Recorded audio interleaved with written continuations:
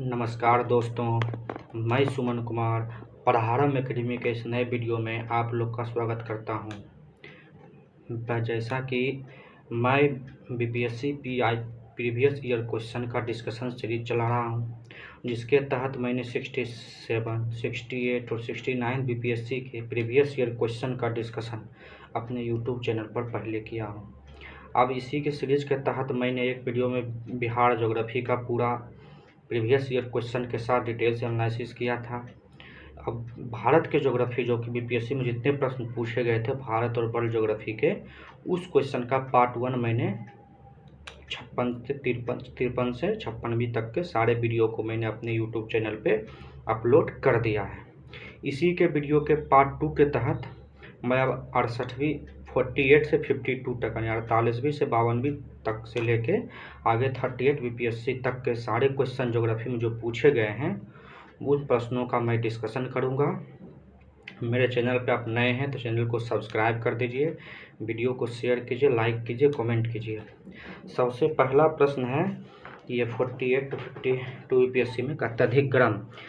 जैसा कि आप लोग जानते हैं कि पहले बीपीएससी में जो भी प्रश्न पूछ जाते थे वो ऑनलाइन क्वेश्चन टाइप के पूछते थे। शुरुआती में 4 ऑप्शन वाले ही थे, फिर बीपीएससी में 5 ऑप्शन वाले आए, फिर 68 बीपीएससी से 4 ही ऑप्शन वाले क्वेश्चन पूछे जाने लगे हैं 69 बीपीएससी से। तो इस अभी सबसे फर्स्ट जो प्रश्न हम लोग का वो है कि अत्यधिक गर्म कौन सा है। तो आप लोग जानते हैं सबसे अत्यधिक गर्मी है, गर्मी कहाँ पड़ती है तो सहारा मरुस्थल में पड़ता है। अत्यधिक ठंडा तो अंटार्कटिका जो है वो दक्षिण ध्रुव के पड़ता है, सबसे ठंडा इसको माना जाता है। सबसे अधिक वर्षा विश्व में कहाँ होती है तो मासिनराम चेरापूंजी जो कि भारत में स्थित है, मेघालय में पड़ता है। और अत्यधिक सूखा कहाँ पड़ता है तो चिली में, चिली का जो आटाकामा मरुस्थल है वहाँ पे विश्व का सबसे अधिक तापमान दर्ज किया गया था, सबसे कम वर्षा दर्ज किया गया। तो इसका आंसर हो जाएगा बी नंबर यानी 4321। चलिए आगे प्रश्न है, दक्षिण गोलार्ध में सबसे बड़ा दिन कब होता है। दक्षिण गोलार्ध में सबसे बड़ा दिन कब होता है तो 22 दिसंबर को दक्षिण गोलार्ध में सबसे बड़ा दिन होता है। और इस दिन उत्तरी गोलार्ध यानी भारत का जो इलाका उत्तरी गोलार्ध उसमें सबसे छोटा दिन होता है। और भारत में उस समय ठंड ऋतु यानी शीत ऋतु रहती है। वही दक्षिणी गोलार्ध जैसे ऑस्ट्रेलिया का इलाका है तो उसमें सबसे बड़ा दिन होता है, वहाँ गर्मी चल रही होती है। 21 मार्च और 22 या 23 सितंबर को उत्तरी और दक्षिणी दोनों गोलार्ध में 21 मार्च या 22 या 23 सितंबर को उत्तरी या दक्षिणी दोनों गोलार्ध में दिन और रात बराबर होते हैं। 22 जून, 23 जून या 21 जून में उत्तरी गोलार्ध में सबसे बड़ा दिन होता है और दक्षिणी गोलार्ध में सबसे छोटा दिन होता है। चलिए आगे का, तो हम लोग का आंसर इसका हो जाएगा 163 का बी। आगे हम लोग का प्रश्न है great barrier reef. Great barrier reef कहाँ है, महादेश पूछ रहा है, दक्षिण अमेरिका, यूरोप, ऑस्ट्रेलिया और अफ्रीका। तो ग्रेट बैरियर रीफ हम लोग का ऑस्ट्रेलिया महादेश में है। ऑस्ट्रेलिया का जो ये जैसे ऑस्ट्रेलिया महादेश हो गया तो ऑस्ट्रेलिया का ये जो भाग पड़ता है पूर्वी और उत्तरी भाग, तो ये उत्तर पूर्वी भाग में ग्रेट बैरियर रीफ है। ग्रेट बैरियर रीफ क्या चीज़ है तो प्रवाल भित्ति का दुनिया का सबसे बड़ा समूह पाया जाता है, वही ग्रेट बैरियर रीफ है। अभी फिलहाल ये हाल फिलहाल में भी चर्चा में है कि ग्रेट बैरियर रीफ में जो प्रवाल भित्तियाँ हैं उसका रंग खराब हो रहा है, उसको प्रवाल विरंजन कहा जाता है। तो करंट में भी चर्चा में है, तो इसलिए इस बार भी पूछा जा सकता है। कई बार पूछा गया कि ऑस्ट्रेलिया के किस भाग में है तो उत्तर पूर्वी भाग में पड़ता है। आप लोग याद रखिएगा उत्तर पूर्वी भाग में पड़ता है। यह है दक्षिण गंगोत्री क्या है, कितना लोग इसको दक्षिण गंगोत्री को उत्तराखंड समझ के आंसर उत्तराखंड मार देंगे, लेकिन उत्तराखंड में भी दक्षिण गंगोत्री नाम से ग्लेशियर है। लेकिन भारत का एक रिसर्च सेंटर अंटार्कटिका में पाया जाता है जिसको दक्षिण मैत्री, भारती और दक्षिण गंगोत्री, ये 3 भारत के जो है सेंटर है। अभी के हिसाब से बीपीएससी में ऑप्शन में ई रहता तो इसका आंसर ई भी हो जाता। हालांकि दक्षिण गंगोत्री उत्तराखंड में एक ग्लेशियर भी है तो इसका उत्तराखंड भी आंसर हो सकता है। और अंटार्कटिका जो है भारत में दक्षिण गंगोत्री, मैत्री और भारती नाम से भारत में अनुसंधान रिएक्टर अनुसंधान केंद्र स्थापित है। चलिए अभी दक्षिण ये अंटार्कटिका क्यों चर्चा में है तो पहला तो रीजन है कि भारत में जो अंटार्कटिका है वहाँ पे एक नया डाकघर का पिन कोड नाम से एक जो नया डाकघर खोला गया है अंटार्कटिका में। तो आप लोग याद रखिएगा, हाल ही में उसका पिन कोड नए है 180 करके कुछ ऐसा पिन कोड है। करेंट अफेयर्स में ये चर्चा में है। दक्षिण गंगोत्री अंटार्कटिका में पड़ता है। यूरोप की एक पर्वत श्रृंखला कहाँ है? आल्प्स। आल्प्स जो है सो यूरोप महादेश में पड़ता है, आप लोग जानते हैं। आल्प्स यूरोप में पड़ता है। हिमालय एशिया महादेश में पड़ता है। रॉकीज उत्तरी अमेरिका में है और एंडीज जो है दक्षिण अमेरिका में है। ठीक, एंडीज की सबसे ऊंची श्रृंखला किलिमंजारो है। हिमालय पर्वत श्रृंखला की सबसे ऊंची चोटी माउंट एवरेस्ट है। और चलिए आगे प्रश्न है, दक्षिण अमेरिका की सबसे बड़ी नदी। दक्षिण अमेरिका महादेश का बात कर रहा है। नील नदी अफ्रीका महादेश में पाया जाता है। अमेजन नदी दक्षिण अमेरिका महादेश में पाया जाता है। मिसिसिपी मिसौरी यूरोप ये उत्तरी अमेरिका महादेश की नदी है। और जो गंगा है वो एशिया यानी भारत और बांग्लादेश की नदी है। तो इसका आंसर दक्षिण अमेरिका की सबसे बड़ी नदी कौन है? तो अमेजन नदी दक्षिण अमेरिका की सबसे बड़ी नदी है। आगे है, क्षेत्रफल के क्रम में भारत के 3 सबसे बड़े राज्य कौन सा है? ये क्वेश्चन रिपीटेड क्वेश्चन है। इससे पहले भी बीपीएससी में ये क्वेश्चन पूछा जा चुका है। तो राजस्थान, मध्य प्रदेश और महाराष्ट्र सबसे बड़े 3 राज्य हैं क्षेत्रफल के हिसाब से भारत के। और जनसंख्या के हिसाब से नंबर 1 में यूपी, नंबर 2 में महाराष्ट्र और नंबर 3 में बिहार पड़ता है। तो आप लोग इसको याद रखिएगा। आगे हम लोग का प्रश्न है, रांची किस शहर स्थित है? तो रांची कहाँ है? तो झारखंड की राजधानी रांची है। उड़ीसा का भुवनेश्वर है। मध्य प्रदेश का भोपाल है। बिहार का पटना। बिहार के मुख्यमंत्री श्री नीतीश कुमार हैं। मध्य प्रदेश के मोहन यादव हैं। उड़ीसा के नए जो हैं सो मांझी जी बने हैं। और झारखंड में हेमंत सोरेन मुख्यमंत्री हैं। कह रहा भारत के वाणिज्यिक ऊर्जा के कोयले का प्रतिशत कितना होता है? ये करंट अफेयर्स के अकॉर्डिंग अभी भारत में वाणिज्यिक ऊर्जा से कोयले का प्रतिशत लगभग 51% ऊर्जा सिर्फ कोयले से 50% से एवं बनाया जाता है। भारत का 40% सड़क परिवहन किससे होता है? जो सड़क परिवहन होता है भारत में सबसे अधिक अभी भी जो है सो राष्ट्रीय राजमार्ग से होता है। हालांकि ये राष्ट्रीय राजमार्ग देश के कुल राजमार्ग का मात्र 10% से कम प्रतिशत है, लेकिन ये 40% से 50% तक का परिवहन भार उठाता है। आप लोग इसको याद रखिएगा, प्रतिशत के रूप में ये बहुत कम है। भारत का सबसे बड़ा बिहार का सबसे बड़ा नेशनल हाईवे कौन है? तो बिहार का सबसे नेशनल हाईवे NH-31 है। भारत का सबसे बड़ा राष्ट्रीय राजमार्ग कौन सा है? तो भारत का सबसे बड़ा राजमार्ग NH-47 है। भारत का सबसे बड़ा राजमार्ग कौन है? तो NH-47 है, जिसको पहले NH-7 कहा जाता था, जो कि श्रीनगर से लेकर कन्याकुमारी के बीच जोड़ा गया है। भारत में सिंचाई का क्षमता लगभग 50% के आसपास यानी 47.8% किससे पूरा होता है? ये प्रश्न है कि किससे पूरा होता है? तो लघु एवं बृहद परियोजनाओं दोनों मिला के, लघु और बृहद परियोजना, जल विद्युत परियोजना होता है या सिंचाई परियोजना होता है, तो उसमें जो छोटी परियोजना और बड़ी परियोजना दोनों मिला के लगभग नहरों से भारत का 47.8% पूरा है। कहता है भारत का सर्वाधिक वर्षा मुख्यतः किससे प्राप्त होता था? आप लोग जानते हैं कि हम लोग सबसे अधिक वर्षा दक्षिण पश्चिम मानसून से प्राप्त करते हैं, जिसको हम लोग अरब शाखा के मानसून भी कहते हैं। लौटती मानसून से तमिलनाडु के कोरोमंडल तट पे वर्षा होती है। वहीं उत्तर पूर्वी मानसून हम लोग बंगाल की खाड़ी को शाखा को उत्तर पूर्वी मानसून कहते हैं। जैसे ये भारत हो गया मान लिया जाए, और भारत का जो ये भाग है और हम इसको भारत ले, तो जो भारत का ये पोर्शन है तो इधर से जो वर्षा आ जाएगी तो ये उत्तर पूर्व, तो ये जो बंगाल की खाड़ी शाखा है तो इसको हम उत्तर पूर्वी मानसून कहते हैं। और जो इधर से शाखा जाएगी तो इसको अरब सागर की शाखा को दक्षिण पश्चिम मानसून करते हैं। भारत में सबसे अधिक वर्षा इसी दक्षिण पश्चिम मानसून से होती है, और उत्तर पूर्वी और मानसून से भी वर्षा होती है, लेकिन सबसे अधिक दक्षिण पश्चिम मानसून से होती है।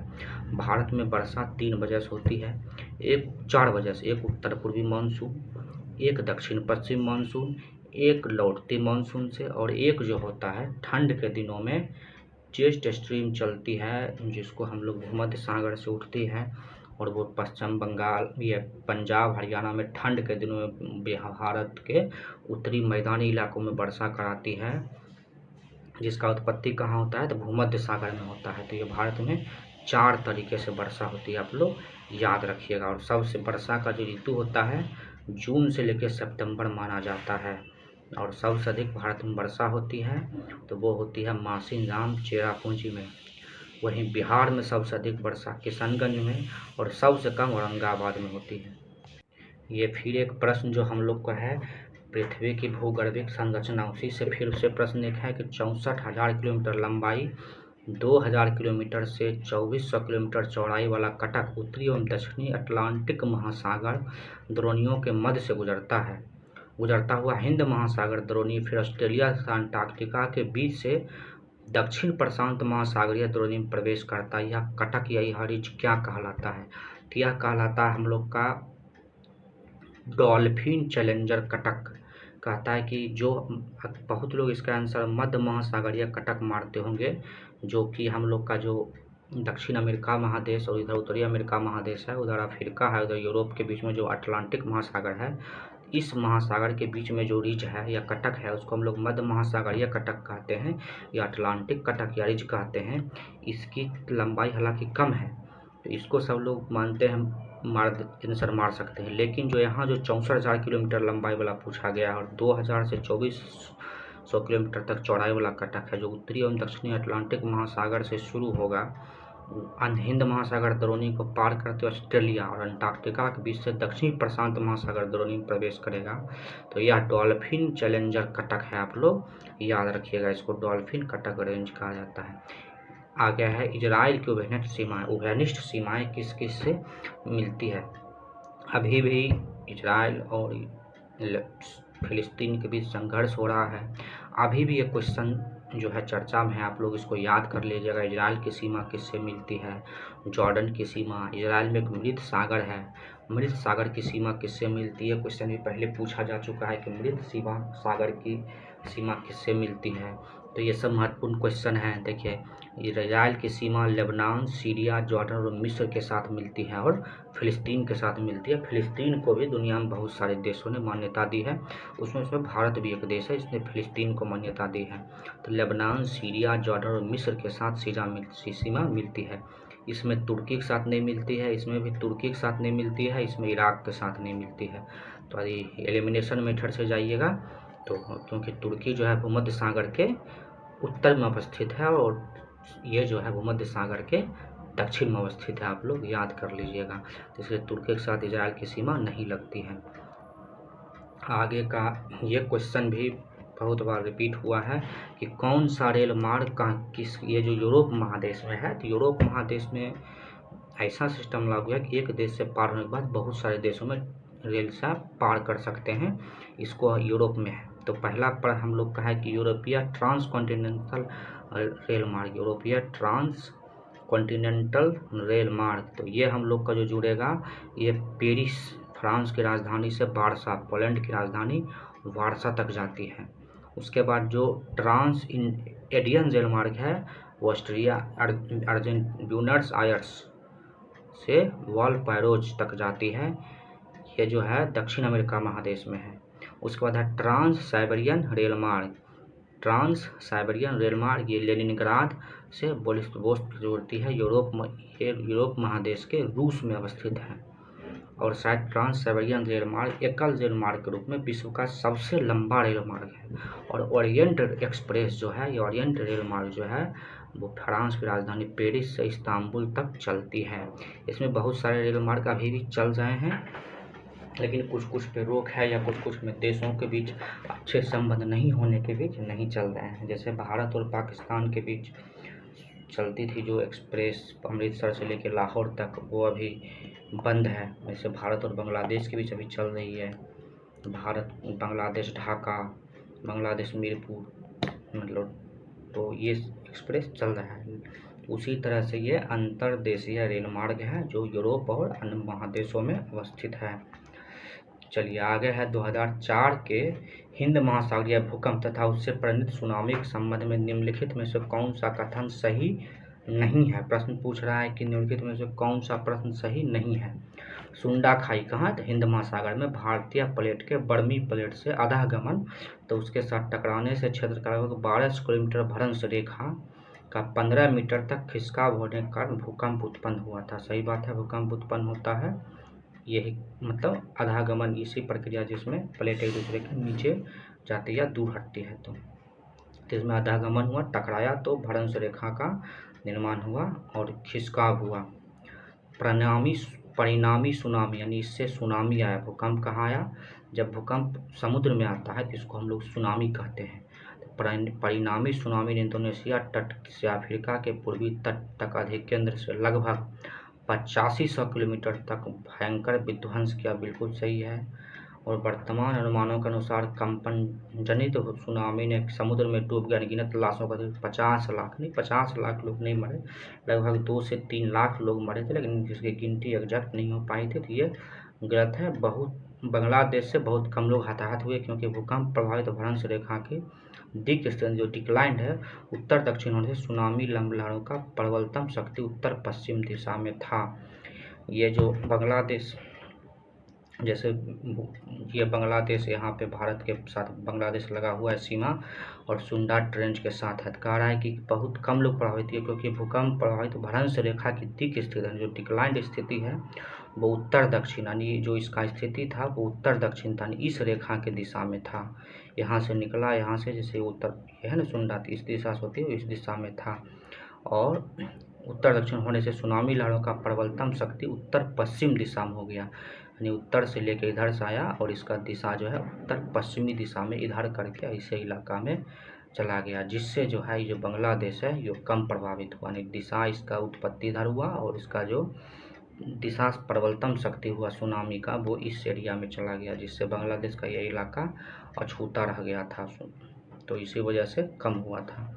आगे, भारत में भू-आकारों की रचना के संबंध में कौन सा प्रश्न या कौन सा कथन सही है? कह रहा है कि संरचनात्मक दृष्टि से मेघालय पठार दक्कन पठार का ही कहा गया। आप लोग जानते हैं जो दक्षिण का पठार और मेघालय का पठार है, दोनों मालदा ट्रेंच या मालदा गैप के द्वारा एक दूसरे से अलग हो गया है। कश्मीर घाटी की रचना एक सिनक्लेडियम प्लेन है। सही बात है। गंगा का मैदान की रचना एक अग्रगर्त फोर डिप के रूप में हुई है, मतलब गंगा का मैदान जो है नीचे नदी उतरी और यहाँ पे नोक पे जो गंगा यहाँ जमाव करते गई, इसी से यहाँ पे गंगा के मैदान का उत्पत्ति हुआ।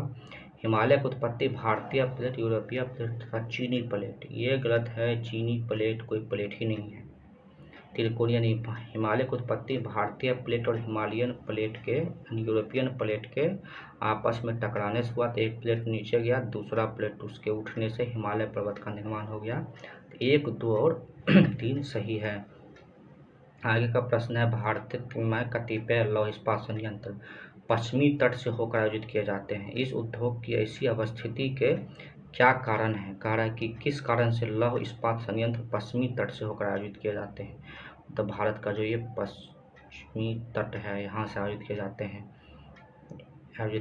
हैं। तो इसका कारण है कि गोवा और मध्य प्रदेश के कुछ भागों में उत्तम श्रेणी के लौह के निक्षेप का मिलना और इस क्षेत्र में इस्पात निर्यात की सुविधा है। तो जो हम लोग का इस्पात का निर्यात होता है, लौह इस्पात संयंत्र पश्चिमी तट से होकर आयोजित किए जाते हैं। इसका तो यहाँ जो ये मध्य प्रदेश है, यहाँ गोवा है, इधर लोहा के निक्षेप अधिक पाए जाते हैं, जिससे आसानी से इस्पात निर्माण संभव हो जाता है।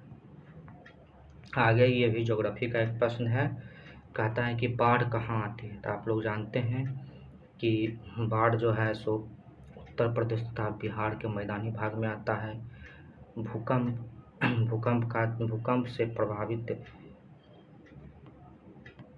भूकंप से जो हिमालय का क्षेत्र है वो भूकंप से प्रभावित है। उसके बाद जो मध्य पूर्व भारत है वो सूखा से प्रभावित है, और झारखंड और उड़ीसा, उत्तरी उड़ीसा का जो तट है, जो तटीय इलाका है, यहाँ पे ये चक्रवात से प्रभावित है। इसी इलाका में सबसे ज़्यादा बंगाल की खाड़ी के आसपास का चक्रवात आता है, जो उत्तरी उड़ीसा होते हुए उड़ीसा की सीमा झारखंड से मिलती है, तो उसको भी प्रभावित करता है। अभी जो है इसी तरीका के जो नॉर्वेस्टर आता है उड़ीसा में, तो उसके लिए उड़ीसा के भद्रक में एक सेंटर स्थापित किया गया है नॉर्वेस्टर को अध्ययन करने के लिए। तो आप लोग याद रखिएगा उड़ीसा के भद्रक में।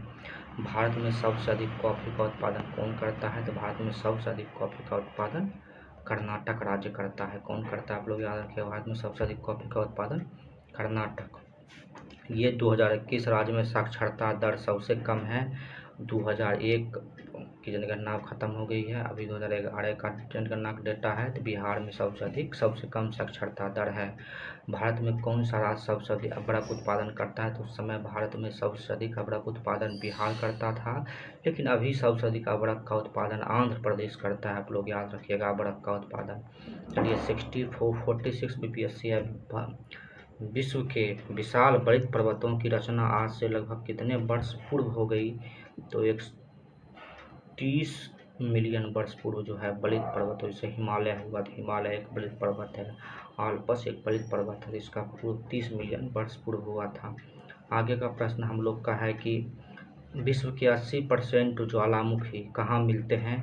तो मध्य महाद्वीपीय कटक और परिप्रशांतीय जो मेखला कटक है वहीं पे सबसे अधिक विश्व के 80% ज्वालामुखी, जो फिलीपींस है, इंडोनेशिया है, ईरान, इटली का जो भाग है, जो भूमध्य सागर का भाग है, और जो महाद्वीपीय कटक है, ये जो मध्य महाद्वीपीय जो पेटी है इसी में सबसे ज़्यादा होगा ये ज्वालामुखी का उद्गार होता है।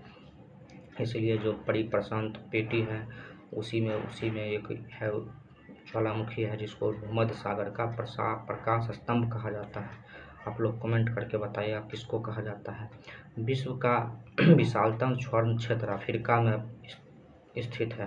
निम्नलिखित में से कौन सी पर्वत श्रेणी विश्व का विशालतम स्वर्ण क्षेत्र अवस्थित है? तो इसका आंसर हो जाएगा क्विट्सलैंड जो है वो अफ्रीका में पर्वत श्रेणी है, जिसमें विशाल का सबसे बड़ा स्वर्ण क्षेत्र है। विश्व का अत्यधिक संभावित जल शक्ति वाला कतिपय नदी है। सबसे अधिक किस नदी बेसिन में सबसे अधिक जल बिजली यानी हाइड्रो इलेक्ट्रिसिटी जनरेट की जा सकती है? तो इसका आंसर है कोलोराडो, नर्मदा और सेंट लॉरेंस नदी, क्योंकि ये सब नदी पहाड़ के ऊंचे भागों से भी गिरती है और इसको आसानी से इस पर टरबाइन बना के जल विद्युत का उत्पादन किया जा सकता है। आगे है निम्नलिखित में से कौन सा प्रमुख समूह विश्व की 2/3 जनसंख्या का मधुमक्खी छत्ते के भांति संकलन, यानी किस भाग में कह रहा है कि विश्व की 2/3 जनसंख्या रहती है? तो जानते हैं दक्षिण पूर्व एशिया, जिसमें भारत, पाकिस्तान, बांग्लादेश जैसे देश हैं। इसमें विश्व की 2/3 जनसंख्या 2/3 करोड़ की जनसंख्या आती है। इसमें यूरोप को आती है, चीन को भी शामिल कर लिया जाए तो। आगे का प्रश्न हम लोग का है भारत अवस्थित है। भारत जो है सो सबसे पहले तो पूरी उत्तरी गोलार्ध में स्थित है और पूर्वी देशांतर में। तो अक्षांश हमेशा उत्तरी होगा, जहाँ भी दक्षिणी अक्षांश होगा उसको काट दीजिए। तो यहाँ दक्षिणी अक्षांश है ये खत्म, ये भी दक्षिण अक्षांश खत्म, उत्तरी अक्षांश उत्तरी देशांतर, पूर्वी देशांतर, तो हम लोग का हो गया। यहाँ भी दक्षिण है, यहाँ भी दक्षिण, 8 डिग्री 4 मिनट से 37 डिग्री 6 मिनट उत्तरी अक्षांश और 68.7 डिग्री पूर्वी देशांतर से 37.25 डिग्री पूर्वी देशांतर के बीच अवस्थित है। क्वेश्चन आपको सिर्फ अवस्थिति पता रहेगा, एग्जैक्ट डेटा भी नहीं आता तो आप लोग एलिमिनेट कर सकते हैं। दक्षिण जहाँ रहा सब खत्म हो गया एलिमिनेशन। तो हम लोग का आंसर हो जाएगा सी। हिमालय काट कर बहने, कौन सी नदी हिमालय को काट कर बहती है? तो आप लोग इसका आंसर बनाइएगा ब्रह्मपुत्र, सतलज और सिंधु नदी। गंगा हिमालय से निकलती, हिमालय को काटती नहीं है। यमुना भी गलत और गंगा भी कट, क्योंकि ब्रह्मपुत्र जो है तिब्बत से निकलती है और हिमालय के अरुणाचल प्रदेश के पास हिमालय को काटती है। सतलज भी हिमाचल प्रदेश को काटती है और सिंधु जो है लद्दाख होते हुए फिर पाकिस्तान में जाती है, तो ये भी हिमालय को पाई। इन तीनों नदी को हिमालय पाड़िया नदी भी कहा जाता है। आप लोग याद रखिएगा हिमालय पाड़िया नदी। आगे हम लोग का है उष्णकटिबंधीय सदाबहार वन। सदाबहार वन वहाँ पाए जाते हैं जहाँ 200 सेंटीमीटर से अधिक वर्षा होगी, वहाँ सदाबहार वन पाए जाएंगे। तो आप लोग जानते हैं जो पश्चिमी घाट है उसको सह्याद्री कहा जाता है और शिलोंग का पठार भी उसी का भाग है, वहाँ भी वर्षा 200 सेंटीमीटर से अधिक होती है, इसलिए उसको उष्णकटिबंधीय सदाबहार वन पाए जाते हैं। तो इसका एक आंसर हो जाएगा 2। उसके बाद है मानसूनी वन। मानसूनी वन कहाँ पाए जाते हैं? तो छोटा नागपुर पठार, शिवालिक पठार, जहाँ मानसून आने पे वन हरा भरा हो जाए। शीतोष्ण वन वहाँ पाए जाते हैं जहाँ पूर्वी और पश्चिमी और नीलगिरी हिमालय में पाए जाते हैं। और कच्छ मैंग्रोव वन जो है वो पश्चिम बंगाल और तराई के इलाकों में पाए जाते हैं। तो इसका आंसर हम लोग का हो जाएगा सी। भारत का मत्स्य संसाधन क्षेत्र के बारे में चर्चा कर रहा है। कह रहा है भारत मत्स्य उत्पादन में, ये उस समय के डेटा के हिसाब से है, ये उस समय के डेटा के हिसाब से इसका आंसर हम लोग का हो जाएगा कि कौन सा कथन सही है। इसमें 1, 2, 3 सही कह रहा है। अभी के वर्तमान के हिसाब से बता दें तो भारत विश्व में मत्स्य उत्पादन में दूसरा स्थान है और निर्यात में चौथा स्थान है। आप लोग याद रखिएगा, इस पॉइंट को उतना याद मत रखिए। मत्स्य उत्पादन में भारत दूसरा स्थान, निर्यात में तीसरा स्थान है। साथ ही एक्वाकल्चर यानी जलीय कृषि में भारत विश्व में दूसरा स्थान है। इस महत्वपूर्ण पॉइंट को याद कर लीजिएगा। ये सब पॉइंट उस समय के हिसाब से था और जीडीपी में इसका योगदान लगभग 1% अभी भी है, तो इस बात को याद रख लीजिएगा। बाकी ये सब पॉइंट को हटाइए, पुराने क्वेश्चन के हिसाब से है। भारत में ताम्र, स्वर्ण, लौह, कोयला कहाँ पे तांबा मिलता है? राजस्थान के खेतरी में तांबा मिलता है, कर्नाटक के कोलार में सोना मिलता है, कंदरेमुख में लोहा और झाड़िया में कोयला मिलता है। जिसका आंसर 93 का ए हो जाएगा हम लोग का। 93 का आंसर ए। भारत की जनसंख्या कब 100 करोड़ हो गई थी? तो ये क्वेश्चन तो 2001 में भारत की जनसंख्या जो है 100 करोड़ हो गई थी। आप लोग याद रखिएगा 100 करोड़। अभी भारत की जनसंख्या लगभग कितनी है? 140-42 करोड़, जबकि 2011 की जनसंख्या का जनगणना के अनुसार हम लोग की आबादी 121 करोड़ है। आगे है राजस्थान की राजधानी क्या है? राजस्थान की राजधानी जयपुर है, आप लोग जानते हैं। गुजरात की राजधानी कौन है? तो गुजरात की गांधीनगर। एशिया का सबसे बड़ा जलप्रपात हुंडरू रांची में है, स्वर्ण रेखा नदी पर है। अफ्रीका की मूलभूत जनजाति पिग्मी, कहता है कि पिग्मी कहाँ पे रहती है? तो पिग्मी जो है सो कांगो बेसिन में रहती है, अफ्रीका की जनजाति है। विश्व का कौन सा देश मुलायम लकड़ी और मुलायम लुगदी का सबसे बड़ा उत्पादक और निर्यातक है? तो इसका आंसर कनाडा है। कनाडा में सबसे ज़्यादा मुलायम लकड़ी और लुगदी का उत्पादक होता है, और जो वहाँ नदी परिवहन है उससे इसका सबसे ज़्यादा व्यापार भी होता है। आप लोग याद रखिएगा। आगे हम लोग का प्रश्न है, शुष्क भूमि के लिए सर्वाधिक उचित फसल कौन सा है? कहता है शुष्क भूमि के लिए सबसे उचित फसल जहाँ कम वर्षा होती है तो उसके लिए मूंगफली, और मूंगफली उत्पादन में नंबर 1 स्टेट हम लोग का गुजरात है। विश्व की सबसे ऊंची चोटी किस प्रकार के पर्वतों में पाई जाती है? तो नवीन मोरदार पर्वत होते हैं, या जैसे हिमालय है, तो हिमालय में विश्व की दुनिया की टॉप 10 चोटियों में से 7 या 8 हिमालय में पाई जाती है। तो हिमालय कैसी चोटी है? तो नवीन मोरदार पर्वत, आप लोग याद करिएगा। अपशिष्ट पर्वत का उदाहरण कौन सा है? तो जैसे भारत का अरावली पर्वत श्रृंखला अपशिष्ट पर्वत का है। ब्लॉक पर्वत का, तो ब्लॉक पर्वत यूरोप में जर्मनी में पाया जाता है, उसका उदाहरण है। भारत में कितने राष्ट्रीय राजमार्ग? ये करेंट अफेयर्स के हिसाब से इसको ख़त्म कीजिए। हम बता देते हैं भारत में वर्तमान में अप्रैल-मार्च 2024 तक के जो डेटा हम लोग के पास है उसके हिसाब से भारत में लगभग करीब 600 नेशनल हाईवे हैं। लगभग 600 नेशनल हाईवे, जिसका अलग अलग नाम ABCD करके 27E 27B ऐसे करके लगभग 600 नेशनल हाईवे हैं।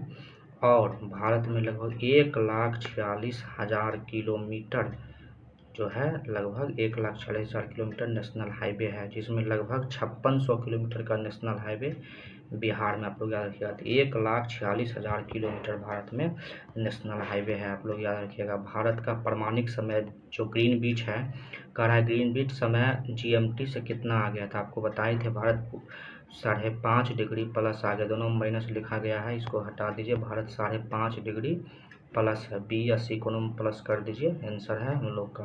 भारत के कुल भौगोलिक क्षेत्रफल में कितने प्रतिशत पे वन पाया जाता था? अभी के हिसाब से लगभग 24% पे वन पाया जाता था। ये भी करंट अफेयर्स का क्वेश्चन है। भाखड़ा नांगल परियोजना किस नदी पे है? परियोजना से क्वेश्चन है कि भाखड़ा नांगल परियोजना किस नदी पे है? तो सतलज नदी पे भारत में भाखड़ा नांगल परियोजना है।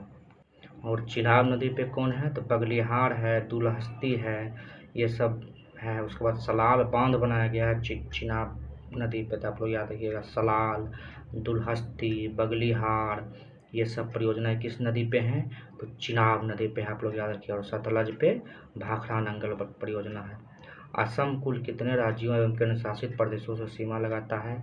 असम जो है, आप लोग जब भारत का नक्शा दीजिएगा देखिएगा तो वो नॉर्थ ईस्ट के, असम का जो सभी राज्य है वो नॉर्थ ईस्ट से ही मिलकर बना है। सिर्फ सिक्किम को छोड़ दिया जाए तो असम जो है सिक्किम से सीमा नहीं लगाता है हम लोग का। तो असम जो है सो नॉर्थ ईस्ट के 7 सिस्टर से सीमा लगाता है। तो कुल जो है 7 राज्यों से सीमा लगाता है, लेकिन असम खुद लगाता है। लक्षद्वीप में एक में पश्चिम बंगाल से भी लगाता है, तो 6 वो राज्य हो गया नॉर्थ ईस्ट का और एक पश्चिम बंगाल से। लक्षद्वीप में कितने द्वीप हैं? पूछा जा रहा है कि लक्षद्वीप में कितने द्वीप हैं, तो लक्षद्वीप में 36 द्वीप हैं। आप लोग याद रखिएगा, 36 द्वीप है लक्षद्वीप। भारत में सर्वाधिक गेहूं उत्पादक राज्य अभी, भारत में सबसे अधिक गेहूं उत्पादक राज्य उत्तर प्रदेश है वर्तमान के हिसाब से। बाकी उस समय के अनुसार से हिसाब से जो भी हो, अभी के हिसाब से उत्तर प्रदेश है। भारत के किस राज्य में सर्वाधिक जनसंख्या घनत्व पाया जाता है? अभी के हिसाब से इसमें कोई आंसर नहीं है। बिहार में सबसे अधिक जनसंख्या घनत्व पाया जाता है, आप लोग याद रखिएगा। उस हिसाब से क्वेश्चन का आंसर पश्चिम बंगाल होगा, लेकिन अभी बिहार में सबसे अधिक जनसंख्या घनत्व पाया जाता है। झारखंड में लौह अयस्क उत्पादन में कौन सा क्वेश्चन है? ये 69 PPSC में प्रश्न भी पूछा गया था। सिंहभूम में सबसे अधिक लौह उत्पादन होता है, सिंहभूम में। चिड़ैया घाटी का कुछ जगह वहाँ। मूरी में कौन सा उद्योग है? तो मूरी में हिंडाल्को है, एल्युमिनियम उद्योग कारखाना है रांची से मूरी। आप लोग जब पटना से रांची के लिए ट्रेन पकड़िएगा तो जो रांची मूरी पड़ता है, मूरी स्टेशन के जस्ट बगल में ही देखिएगा बाएं साइड में हिंडाल्को कंपनी का एल्युमिनियम कारखाना है मूरी का, झारखंड के रांची में।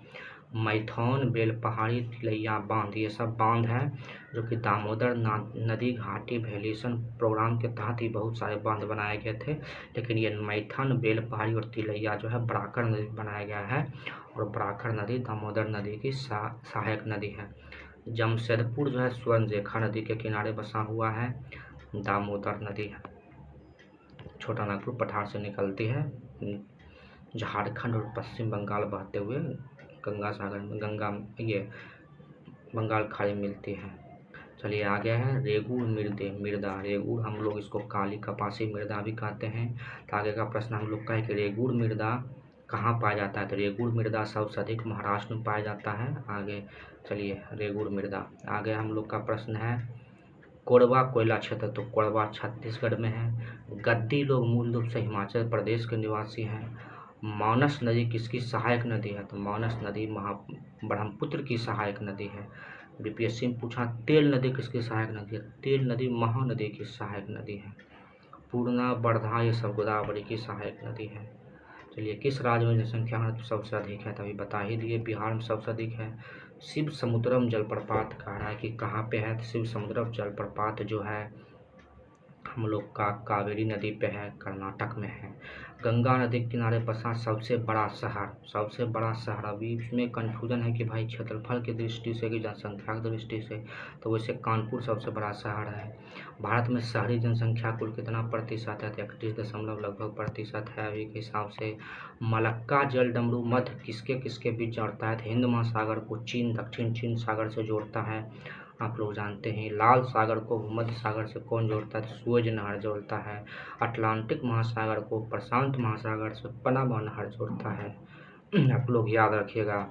अंतर्राष्ट्रीय तिथि रेखा किस से होकर गुजरती है? तो प्रशांत महासागर से होकर अंतर्राष्ट्रीय तिथि रेखा गुजरती है।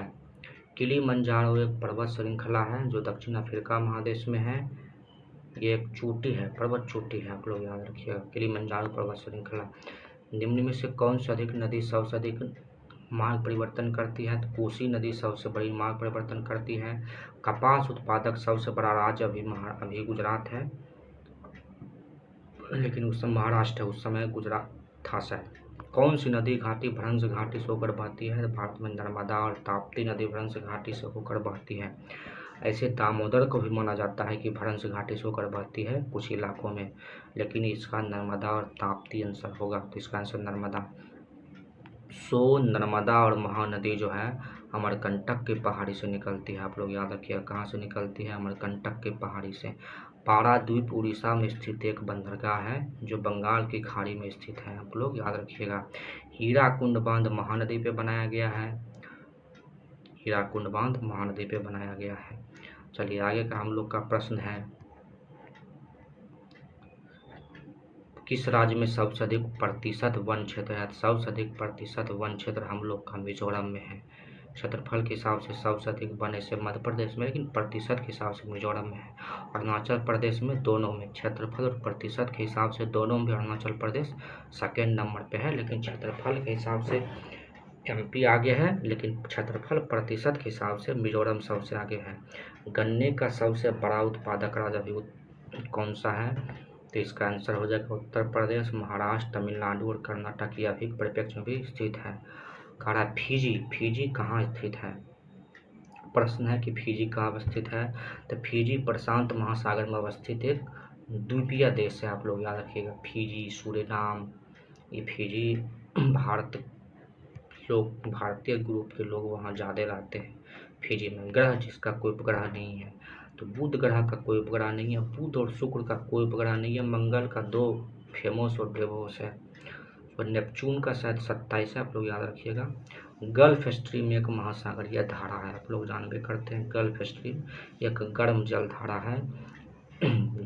महाराष्ट्र एवं कर्नाटक में पश्चिमी घाट को हम लोग क्या कहते हैं? सह्याद्री कहते हैं, आप लोग जानते हैं। या महाराष्ट्र और कर्नाटक में स्थित पश्चिमी घाट को हम लोग सह्याद्री कहते हैं। शाम का तारा, भोर का तारा, ये सब हम किसको कहते हैं? शुक्र को कहा जाता है। शाम का तारा, भोर का तारा, पृथ्वी की बहानी सब शुक्र ग्रह को कहा जाता है, लेकिन पृथ्वी जैसा ग्रह मंगल है, क्योंकि यहाँ भी जीवन रेखा संभव है। ये क्वेश्चन एक बार और पूछा गया था।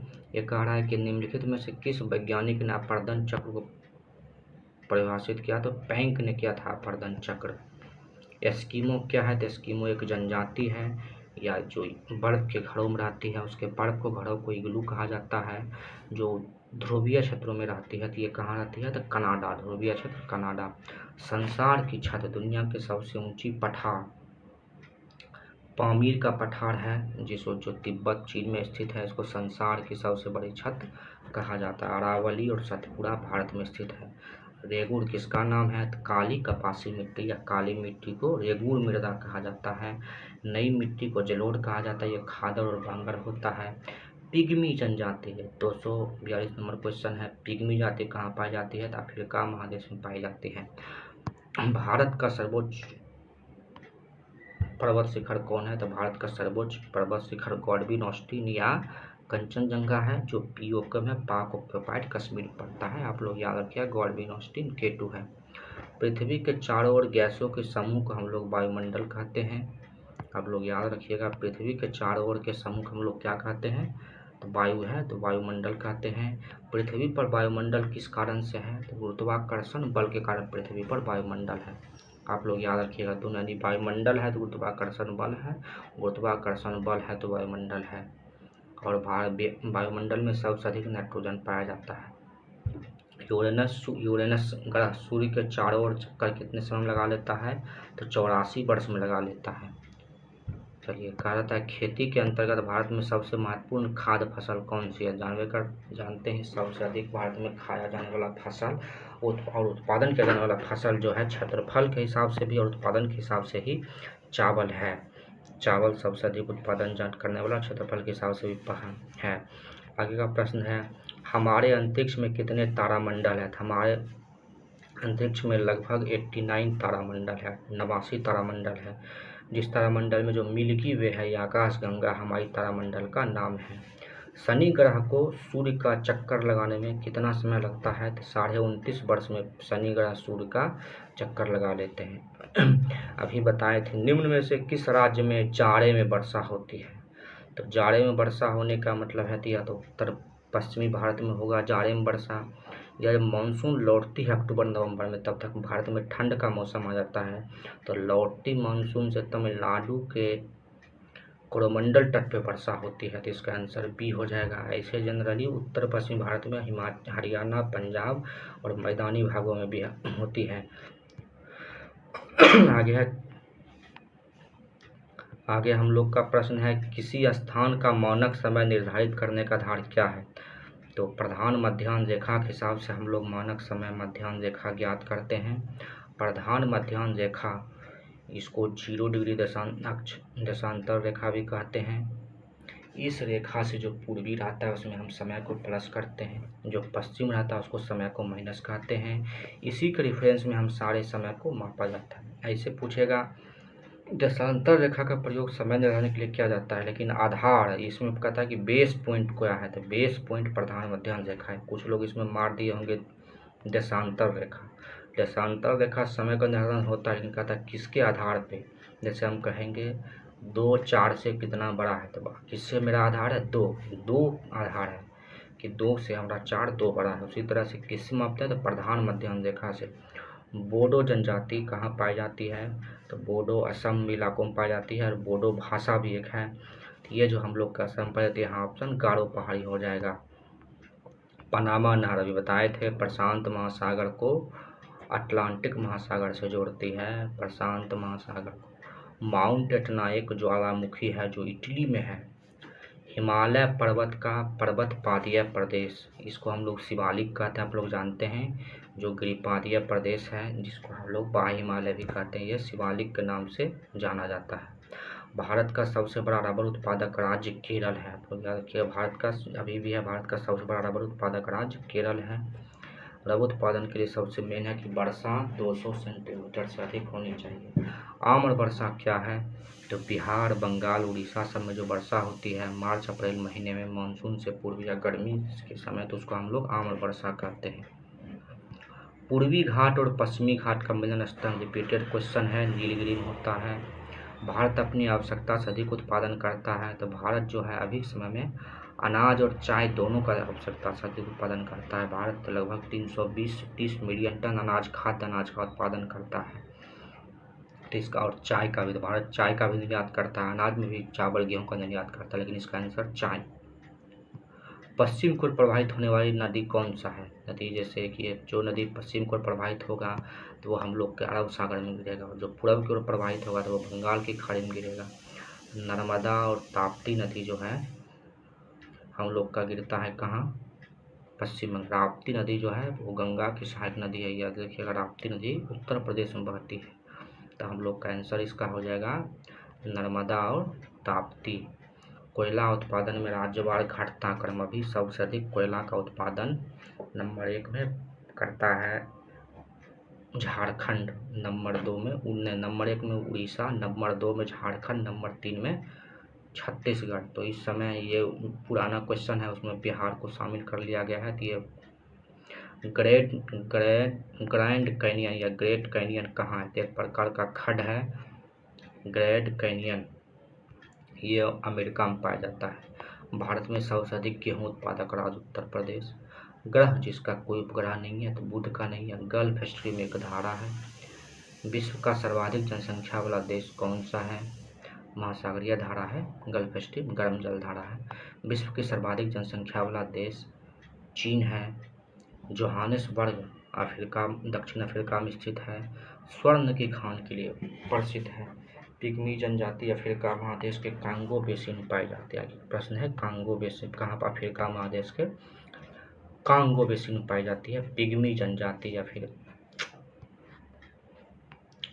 पिग्मी जनजाति कहाँ पाई जाती है, तो अफ्रीका महादेश के कांगो बेसिन में। भारत की सर्वोच्च चोटी क्या है, तो भारत की सर्वोच्च चोटी माउंट गॉडविन ऑस्टिन है, माउंट गॉडविन ऑस्टिन है। हम लोग का आगे का प्रश्न है कि शिवालिक का निर्माण किस काल में हुआ, तो पेलियोजोइक काल में जो है शिवालिक का निर्माण हुआ था, पेलियोजोइक जो बाह्य हिमालय है। रेगुर क्या है, काली मिट्टी है। कहता है दिल्ली क्या है, केंद्र शासित प्रदेश है। गारो जनजाति पाई जाती है, गारो खासी जयंतिया मेघालय में पाई जाती है। कह रहा है कि भाखड़ा नांगल, अगला प्रश्न है, भाखड़ा नांगल परियोजना जो सतलज नदी पे है, तो हरियाणा पंजाब और राजस्थान से इसको फायदा होता है। आप लोग याद रखें। कोंकण तट जो है वो भारत के पश्चिमी तट के सहारे चलती है, और इससे महाराष्ट्र, गोवा, कर्नाटक और केरल में इससे ट्रांसपोर्टेशन होता है। लगभग 600 से 700 किलोमीटर के बीच यह लंबा है। महाराष्ट्र से शुरू होता है, केरल तक आता है। मूरी जानी जाती है, तो मूरी में जो है एल्युमिनियम कारखाना है, एल्युमिनियम प्लांट के लिए जाना जाता है। कहता है आगे का प्रश्न हम लोग का है, कावेरी नदी किस राज्य से होकर गुजरती है, कावेरी नदी आप लोग जानते हैं कि कर्नाटक से निकलती है, त्र्यंबकेश्वर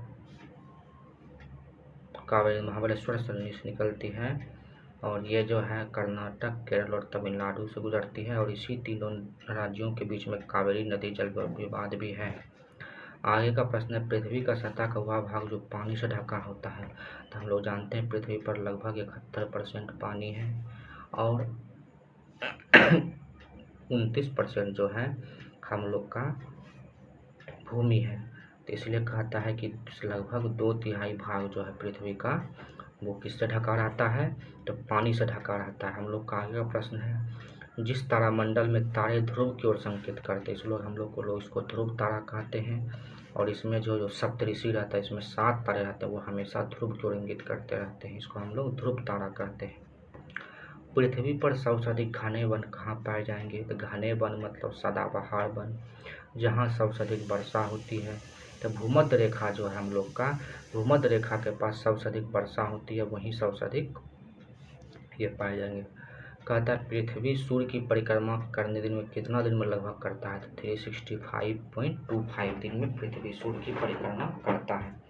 सौरमंडल का सर्वाधिक गर्म ग्रह, आप लोग याद रखिएगा, सबसे नज़दीक ग्रह बुध है, लेकिन गर्म ग्रह शुक्र है, क्योंकि शुक्र का जो वायुमंडल है वो सबसे अधिक कार्बन डाइऑक्साइड से बना हुआ है, इसलिए वो सबसे अधिक गर्म होता है। कुछ लोग सोचेंगे कि सूर्य के सबसे नज़दीक ग्रह जो है वो बुध है, सबसे ज़्यादा ताप इसको लग रहा है, सबसे अधिक गर्म इसको होना चाहिए, लेकिन नहीं, सबसे अधिक गर्म जो है वो शुक्र ग्रह है, क्योंकि इसके वायुमंडल में CO2 की सघनता सर्वाधिक है। विश्व की सबसे बड़ी पर्वत श्रृंखला एंडीज है, आप लोग याद रखिएगा, दक्षिण अमेरिका महादेश में एंडीज है। अतः विश्व का सबसे बड़ा डेल्टा कौन है, तो गंगा और ब्रह्मपुत्र नदी से निर्मित सुंदरवन का डेल्टा विश्व का सबसे बड़ा डेल्टा है।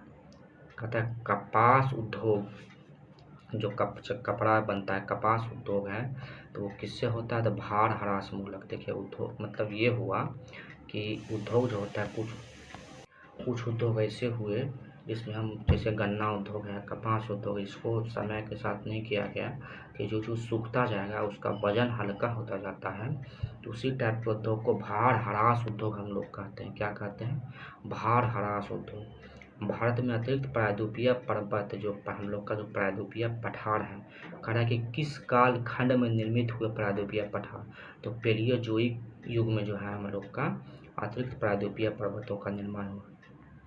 आगे हम लोग का है, गंगा के मैदान की पुरानी कछारी मिट्टी क्या कहलाती है, तो आप लोग जानते हैं नई मिट्टी को खादर कहते हैं और पुरानी मिट्टी को हम लोग बांगर कहते हैं, ये बात आप जानते हैं। भद्रावती, भद्रावती इस्पात केंद्र कहाँ स्थित है, ये कर्नाटक में स्थित है, और ये तुंगभद्रा नदी पे स्थित है भद्रावती, यानी शायद ये आंध्र प्रदेश में स्थित है भद्रावती इस्पात केंद्र, और तुंगभद्रा नदी पे है।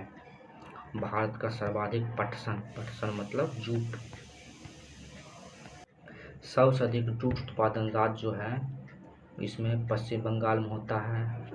2023-24 के डेटा के हिसाब से आप लोग को बता देते हैं कि नंबर 1 में पश्चिम बंगाल, नंबर 2 में असम है, और नंबर 3 पे अब बिहार आ गया। पहले बिहार 2 नंबर पे था, तो बिहार ने असम को छोड़ते हुए जूट उत्पादन में दूसरा स्थान हासिल कर लिया है। बिहार में, भारत में कौन सी फसल सर्वाधिक क्षेत्र में बोई जाती है, तभी बताया, उत्पादन और क्षेत्रफल सबसे अधिक चावल का। विदर्भ जो है किस राज्य का एक भाग है, तो विदर्भ जो है सो महाराष्ट्र का एक भाग है। विदर्भ, मराठवाड़ा, ये सब महाराष्ट्र के सूखा प्रभावित पिछला राज्य है विदर्भ और मराठवाड़ा। चेरापूंजी जो है और मासिनराम जो है मेघालय में अवस्थित है। विश्व की सबसे अधिक वर्षा ही होती है। भारत की प्रमुख खाद्य फसल चावल है, हर चीज़ में चावल को खाया जाता है। प्रश्न है, हमारी आकाश गंगा केंद्र में परिक्रमा करने में सूर्य को लगभग कितना समय लगता है। इसी को हम लोग जो है, एक हमारी आकाश गंगा केंद्र की परिक्रमा करने में सूर्य का समय कितना लगता है, तो 200, इसका आंसर हम लोग का हो जाएगा 25 वर्ष। और इसी को हम लोग एक कॉस्मिक वर्ष कहेगा। एक कॉस्मिक ईयर क्या है, तो 25 वर्ष है। इसका मतलब है कि सूर्य अपनी परिक्रमा से इतने दिन में तो रोटेशन कर लेता है सूर्य के चारों ओर, उसको हम लोग एक कॉस्मिक वर्ष कहते हैं, जिसका समय 25 वर्ष है। आगे है आग्नेय चट्टान के लिए कौन सा कथन सही है, पहले भी प्रश्न पूछा जा सकता है। इनमें पूरा जीवाश्म या तो नहीं पाए जाते हैं या बहुत कम ही के बराबर पाए जाते हैं या ना ही पाए जाते हैं। कहता है कौन सा कथन सत्य है, इसमें पूरा जीवाश्म बहुत कम होता ही नहीं है मेरे हिसाब से, तो ये स्टेटमेंट गलत होना चाहिए। वे जल के लिए सरंध्र होते नहीं, जल के लिए संरंध्र होते हैं अवसादी और आग्नेय रूपांतरित चट्टान, ये क्रिस्टलीय और क्रिस्टलीय दोनों हो सकते हैं। इन चट्टानों में सिलिका नहीं होता है सिलिका। कहता है कौन सा नगर पत्तन नगर यानी किस नगर में जो है हम लोग को बंदरगाह देखने को नहीं मिलेगा, तो ऑस्ट्रेलिया की राजधानी कैनबरा में बंदरगाह नहीं है, बाकी टोक्यो, न्यूयॉर्क और लंदन, तीनों। न्यूयॉर्क हडसन नदी के किनारे है, लंदन जो है टेम्स नदी के किनारे अवस्थित है। तो इसका आंसर हम लोग का हो जाएगा कैनबरा में कोई बंदरगाह पत्तन नहीं है, बाकी न्यूयॉर्क हडसन नदी, लंदन टेम्स नदी।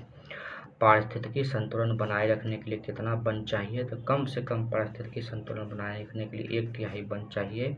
और ये प्रश्न पूछा भी गया है कि भारत के किस वन नीति में इसका घोषणा किया गया है, तो भारत के 1980 के वन नीति में यह घोषणा किया गया है। पत्थर के कोयला भंडार में भारत सबसे अधिक पत्थर का कोयला मतलब लिग्नाइट कोयला कहा जाता है, तो लिग्नाइट कोयला में सबसे अधिक आगे कौन है, तो चीन। पत्थर का कोयला मतलब लिग्नाइट, चीन सबसे आगे है। भारत के चावल के कटोरे का क्षेत्र किसको कहा जाता है, तो कृष्णा गोदावरी का जो डेल्टा का क्षेत्र होता है, इसमें सबसे अधिक चावल का उत्पादन किया जाता है। तथा निम्न में से कौन सी भूमि बंधित नदी है, मतलब नदी निकली और फिर भूमि में विलुप्त हो गई, जैसे आजकल सरस्वती नदी विलुप्त है। तो लूनी नदी जो है अरावली पर्वत श्रृंखला से निकलती है और राजस्थान से बहते हुए गुजरात से बहते हुए कच्छ के रण में विलुप्त हो जाती है। ये हो गया भूमि बंधित नदी। मानसून का निवर्तन इंगित करता है कि मानसून कब निवर्तन हो जाएगा, तो जब आकाश साफ हो जाता है तो उस स्थिति में बादल नहीं रहता है, उसके बाद बंगाल खाड़ी में अधिक दबाव हो जाता है, इससे जो है सो हवाएं जो है इधर नहीं और स्थल का तापमान बढ़ने लगता है, तो इसको मानसून निवर्तन की स्थिति हम लोग कहते हैं। भारत की सबसे बड़ी प्रवाह नदी, भारत में सबसे बड़ी भारत की प्रवाह नदी कौन सी है, तो गंगा सबसे बड़ी है, लगभग 2500 किलोमीटर है। क्षेत्रफल के अनुसार राजकोष आरोही अवरोही, आरोही मतलब बढ़ते, अवरोही मतलब घटते क्रम में। तभी के हिसाब से सबसे बड़ा मध्य प्रदेश है, उसके बाद उत्तर प्रदेश है 3, 4, उसके बाद आंध्र प्रदेश 1, 2, 3, 4, इसमें कोई आंसर नहीं है, 3, 4, 1, 2, 3, 4, 1, 2 आंध्र प्रदेश होना चाहिए आंसर। चलिए इसका आंसर 3, 4, 1, 2। आगे का प्रश्न हम लोग का है सबसे बड़ा हिमनद विश्व में, भारत में कह रहा है कि भारत में सबसे बड़ा हिमनद कौन सा है, तो भारत में सबसे बड़ा हिमनद गंगोत्री हिमनद है। मरमम गोवा पत्तन, मरमम गोवा बंदरगाह किस राज्य में है, तो मरमम गोवा बंदरगाह गोवा राज्य में है, मरमम गोवा याद नाम से भी है। भारत में सबसे महत्वपूर्ण मत्स्य उद्योग कौन है, तो अंतरस्थलीय जो जल तंत्र है उसमें भारत का 60 से 70% मछली का उत्पादन होता है। अंतर्जलीय तो आप लोग याद रखिएगा, सबसे महत्वपूर्ण मत्स्य उद्योग इसमें अब तक, लेकिन अंतःजलीय होगा, अंतःजलीय में सबसे अधिक मछली का उत्पादन होता है। मृदा अपरदन को रोका जा सकता है, वनारोपण करके मृदारोपण किया जा सकता है, अपरदन को रोका जा सकता है। 39 बीपीएससी, कोयले का सबसे सामान्य प्रकार कौन है, मतलब सबसे ज़्यादा कोयला का नॉर्मल प्रकार कौन है, तो बिटुमिनस, क्योंकि एंथ्रासाइट कोयला जैसे एंथ्रासाइट, बिटुमिनस, लिग्नाइट कोयला प्रकार है, लेकिन एंथ्रासाइट सबसे उच्च क्वालिटी का है, लेकिन जनरली जो कोयला होता है वो बिटुमिनस प्रकार का होता है। मृदा संरक्षण मतलब कहता है कि मृदा संरक्षण का कार्य वह उपकरण है जिसमें मृदा के नुकसान, इसमें ह्यूमस का कमी हो रहा है या फिर मृदा का क्षरण हो रहा है, मृदा का उर्वरता घट रही है, ये सब को सुरक्षित, इस सब के नुकसान को रोकना है मृदा संरक्षण कहलाता है। टेरारोमा कहता है कि टेरारोमा का प्रारूपिक विकास उस भूभाग में होता है, टेरारोमा जो है का आकृति है वो कहाँ बनता है या किस चट्टान के माध्यम से बनता है, ये क्वेश्चन पूछा गया। तो चूना पत्थर के माध्यम से बनता है। मौना लोआ एक प्रकार का सक्रिय ज्वालामुखी है जो पाया जाता है अफ्रीका जो अमेरिका है, उत्तरी अमेरिका, तो अमेरिका जो यूएसए है उसी का एक द्वीप है हवाई द्वीप। तो हवाई द्वीप में मौना लोआ ज्वालामुखी पाया जाता है। चलिए अवसादी चट्टान। चट्टान 3 प्रकार के होते हैं, आग्नेय, अवसादी और रूपांतरित। जो अवसादी चट्टान होती है उसमें जीवाश्म पाए जाते हैं, इसी में पेट्रोलियम, कोयला ये सभी के भंडार पाए जाते हैं। तो हमसे पूछ रहा है इसका प्रॉपर्टी, कह रहा है कि कौन सा कथन सत्य है। ये शैल स्तरों में निक्षेपित होते हैं, सही है। कहता है बेहोशी शरीर की संरचना ताप और दाब पर निर्भर करता है, गलत है। संरचना ताप और दाब पर निर्भर करता है। रूपांतरित चट्टान का किसका निर्भर करता है, तो रूपांतरित चट्टान का। ये क्रिस्टलिया होते हैं, कौन, आग्नेय चट्टान, ये क्रिस्टलिया होते हैं। ये शैलें जल में नहीं निर्मित हो सकती है, गलत है, जल में भी निर्मित होती है, क्योंकि पेट्रोलियम जल में भी निर्मित होता है। तो ये शैल स्तरों में निक्षेपित होता है। टीन मिलता है, कहता है टीन जो धातु है उसमें मिलती है। तो पल्सर निक्षेप जहाँ भी मिलेगा या वही ये आग्नेय चट्टान में मिलता है। शिवालिक शैल समूह का दक्षिण में भाबर क्षेत्र उदाहरण है। जो शिवालिक है, तो शिवालिक का जो दक्षिणी भाग होता है वो है गिरिपादीय क्षेत्र कहलाता है। ये पहले भी पिछले एग्जाम में भी पूछा जा चुका है। द्वीपों का समूह लक्षद्वीप जो है एक प्रवाल द्वीप है, लोग जानते हैं, प्रवाल भित्ति से निर्मित है, एटॉल है, प्रवाल द्वीप है। भारत का विस्तार क्या है, उत्तरी अक्षांश में भारत है। तो इसमें किसी में भी पूरा उत्तरी अक्षांश नहीं दिया गया है, तो इसका आंसर करा है कि 37.7 डिग्री से 38.4, कोई भी उत्तरी नहीं दिया गया है। 8.4 डिग्री से लेके 37.7 डिग्री उत्तरी अक्षांश में है, दक्षिणी अक्षांश नहीं है, तो इनमें से कोई नहीं। भारत का क्षेत्रफल दुनिया के क्षेत्रफल का 2.4% है, लेकिन यहाँ जो जनसंख्या है वो 2011 जनसंख्या के हिसाब से लगभग 17.5% जनसंख्या रहती है, तो इसको 17% मान सकते हैं। 2021 में मेरे हिसाब से अपडेट आएगा तो लगभग 18% हो जाएगा। गंगा के जलोढ़ मृदा की गहराई भूमि की सतह से लगभग कितने नीचे तक है, तो इसका आंसर 6000 मीटर तक गंगा के, जो सोचिए कितने दिन से गंगा नदी अपरदन करके जलोढ़ गंगा मैदान में ला रही है कि 600 मीटर गहराई तक खोदिएगा गंगा के जलोढ़ मिट्टी मिल जाएगी। भारतीय मानसून मौसमी विस्थापन से इंगित करता है, जिसका कारण है कि भारत में मौसम स्थगित करता है कि स्थल और समुद्र के विभेदी तापमान। देखिए मानसून जो उत्पत्ति होता है कि जब इधर का तापमान अधिक रहता है तो यहाँ लो टेम्परेचर रहता है, यहाँ लो अधिक टेम्परेचर हुआ तो लो प्रेशर रहेगा, यहाँ हाई प्रेशर हुआ तो जो हुआ हाई प्रेशर से हवा लो प्रेशर की ओर जाएगा, जिस वजह से मानसून आता है।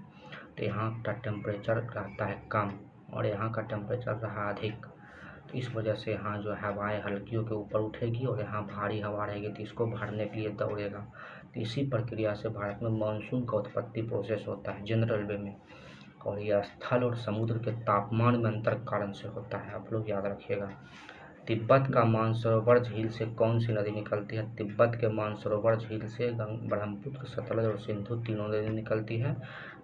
और आप लोग याद रख, अभी पीछे भी पूछा गया था ये सब कौन सी है, तो हिमालय पार नदी है। हुंडरू जलप्रपात छोटा नागपुर पठार पर स्वर्णरेखा नदी के पास से निकलती है, जो रांची के पास है। हिमालय में हिम रेखा कहाँ से कहाँ के बीच ऊंचे हम लोग जाएंगे, तो 4300 मीटर से ऊपर जाइएगा तो हिम रेखा मिलना शुरू हो जाएगा, और 600 मीटर से ऊपर नहीं पूर्व के बीच को, इसको हम लोग पूर्वी भाग को कहते हैं हिमालय में हिम रेखा। आगे है भारत की तट रेखा लगभग 7500 किलोमीटर है, लेकिन इसको द्वीपीय क्षेत्र को छोड़ दिया जाए तो भारत की जो तट रेखा है वो लगभग 6100 किलोमीटर लंबी है। नकदी फसल कौन सी है, तो गन्ना, कपास, गेहूँ, जूट। देखिए अब इसमें आंसर कहा है नकदी फसल कौन सी नहीं है, तो हम लोग गेहूँ को खाने के लिए उत्पादन करते हैं, तो ये मेरा आंसर हो जाएगा कौन नहीं है। भारत का सर्वश्रेष्ठ चावल उत्पादक एवं उपभोक्ता कौन है, भारत में सर्वश्रेष्ठ उत्पादक एवं उपभोक्ता, तो भारत जो है ना दाल का सबसे अधिक उत्पादन भी करता है, याद रखिएगा आप लोग। भारत विश्व में दाल का सबसे अधिक उत्पादक भी है और उपभोक्ता भी है, याद रखिएगा पूरे विश्व में। भारत में खनिज उत्पादन में सबसे समृद्ध राज्य अभी के हिसाब से उड़ीसा और झारखंड है, जो भी छोटा नागपुर पठार का प्लेटू है। तो ये आंसर हम लोग का हो जाएगा। भारत में प्रथम उर्वरक संयंत्र कहाँ खोला गया? तो भारत में प्रथम उर्वरक संयंत्र सिंदरी के खोला गया, जो कि ये झारखंड में है। और इसको HURL हिंदुस्तान HURL कंपनी ने खोला था। हिंदुस्तान यूरिया रिसर्च ऐसे लिमिटेड, भारतीय रसायन एवं उर्वरक उत्पादन विभाग इसका नाम है। HURL कंपनी इसको उत्पादन करती है सिंदरी में। भारत की जनसंख्या 2% वार्षिक दर में वृद्धि हो, जनसंख्या आज की आबादी से दोगुनी कब हो जाएगी? अगले ये अनुमान किया गया है। तो आंसर होगा 40 वर्ष में उस समय किया गया था अनुमान। भारत का सबसे अधिक जनसंख्या वाला शहर कौन सा है? तो अभी भारत में सबसे अधिक जनसंख्या वाला शहर नई दिल्ली है, इसके हिसाब से कोलकाता होगा। कौन सा महाद्वीप क्षेत्रफल के अनुसार सबसे बड़ा है? तो फिर एशिया सबसे बड़ा आता है। आप लोग जानते हैं कि सबसे बड़ा महाद्वीप बड़ा एशिया है, एशिया के बाद अफ्रीका है, फिर जो है उत्तरी अमेरिका है, तब दक्षिण अमेरिका है, तब यूरोप है, नहीं सबसे छोटा ऑस्ट्रेलिया है, नहीं अंटार्कटिका, तब यूरोप, तब ऑस्ट्रेलिया। साफ रातें किस कारण? साफ रातें की अपेक्षा, रातें साफ है उसकी अपेक्षा जब रात में बादल बना रहेगा तो अपेक्षा अधिक ठंडी होती है। कहता है साफ रातें मेघीय रातों की अपेक्षा अधिक ठंडी होती है। इसका कारण क्या है? तो विकिरण के कारण होता है कि किरण आया और वापस लौट हो गया तो उष्मा को रोक नहीं पाएगा मेघ, तो इससे ठंडा रहता है। वही कहेगा कि साफ रातों की अपेक्षा गर्मी होती है मेघ रात में, तो उसका भी यही कारण है। जो विकिरण आया वापस बादल कर वो लौट नहीं पाता है, टेम्परेचर बढ़ जाता है, उमस बढ़ जाता है, इसका कारण विकिरण है। कौन सा क्षेत्र मिलान सही है? पूछ रहा है कि कौन सा मिलान सही है? कह रहा है भूमध्य सागरीय क्षेत्र में गर्मी में वर्षा, भूमध्य सागरीय क्षेत्र में तो ठंडी में वर्षा होती है। भूमध्य क्षेत्रीय क्षेत्र में नहीं, जो विषुवत रेखा है उसमें डेली शाम में वर्षा होती है, सही है। और ये साल भर वर्षा होती है। मानसून क्षेत्र पूरे साल भर नहीं, जब मानसूनी वर्षा आती है तो होती है। मरुस्थलीय क्षेत्र में कभी कभार वर्षा होती है मानसून के समय। पूर्वी समुद्रों का स्वामिनी किस देश को कहा जाता है? श्रीलंका को पूर्वी समुद्रों का स्वामिनी नामक देश कहा जाता है। हम लोग अंतिम पड़ाव पे पहुंच चुके हैं। 38 BPSC का प्रश्न है। सीन नदी, पेरिस में सीन नदी है, लंदन में टेम्स नदी है।